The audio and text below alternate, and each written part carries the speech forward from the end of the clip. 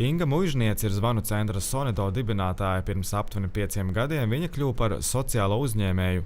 Strādājot zvanu centros, sapratu, ka lielākā daļa cilvēku zvana nevis tāpēc, lai atrisinātu problēmas, bet tāpēc, lai parunātu, izgāstu kādas emocijas, negatīvas, pozitīvas, pasūdzētos. Un es domāju, droši vien ir kāds parunāšanas tālrunis, kur var piezvanīt, bet nav. Jo ir tikai psiholoģiskais atbalsts. Un nevienmēr tev vajag psiholoģisko atbalstu, dažreiz tev vajag sarunu draugu. Sonido ir sociālais uzņēmums, un tā ietvaros tapis projekts Parunāsim. Ik viens interesents var piezvanīt uz tālruņa numuru 2656 4564 un aprunāties. Inga nodarbina gandrīz 30 cilvēkus, no kuriem puse ir ar invaliditāti. Viens ir būt kā uzņēmumam un pelnīt naudu, bet es sapratu, ka man vajag kaut ko vēl klāt. Man tikai ar naudu nebija tā līdzsvara iekšējā. Un tad es sapratu, ka tieši šis balans, kad es izdaru kaut ko vēl arī vērtīgu, ir tas, kas man dod to gandarījumu sajūtu no biznesa. Inga nodarbina gan cilvēkus ar redzes traucējumiem, gan tādus, kam ikdienā jāpārvietojas ratiņkrēslā.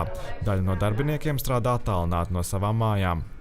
Ingu es pazīstu pusotru gadu, varu noraksturot kā ļoti labsirdīgu cilvēku, atsaucīgu, jo viņa personīgi man ir daudz palīdzējusi. Ir sevišķi pats sākums, kad es atnācu šodien strādāt, tas bija Covid laiks. Covid bija nogurdinājis, bija ļoti, ļoti grūts periods, un Inga drausmīgi man nāca pretī un palīdzēja. Kā priekšniece viņa ir prasīga, bet tādam ir jābūt priekšniekam, bet pozitīvi prasīga. Ingu var raksturot kā cilvēku, kam būtībā nekas nav par grūtu un kam nav robežas un kas visur saskat iespēju. Inga ir ļoti zinātkāra un viņa tā ļoti ātri uztver jaunas tendences. Un ne tikai uztver tās tendences, bet viņa arī viņas realizē dzīvē. Jaunas idejas, jaunus trendus, tendences. Eiropas sociālās uzņēmējdarbības tīkls izveidojas Eiropas līmeņa top 100 sievietēm, kuras darbojas sociālajā uzņēmējdarbībā. Tajā iekļautas 4 dāmas no Latvijas. Inga ir viena no viņām.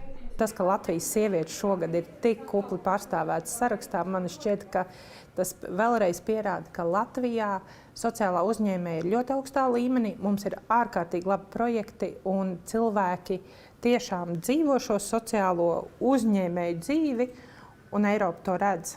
Un viņi no mums mācās, un pat viņi apskauž, ka mums sociālajā uzņēmējdarbībā iesaistās jauni cilvēki. Ingu sarakstam nominējuši kolēģi no Francijas. Izrādās, viņas projekts Parunāsim ir vienīgais šāds zvanu centrs Eiropā, lai gan nepieciešamība pēc tāda ir arī citās valstīs. Uldis Birziņš, Ivo Vejs, Latvijas televīzija.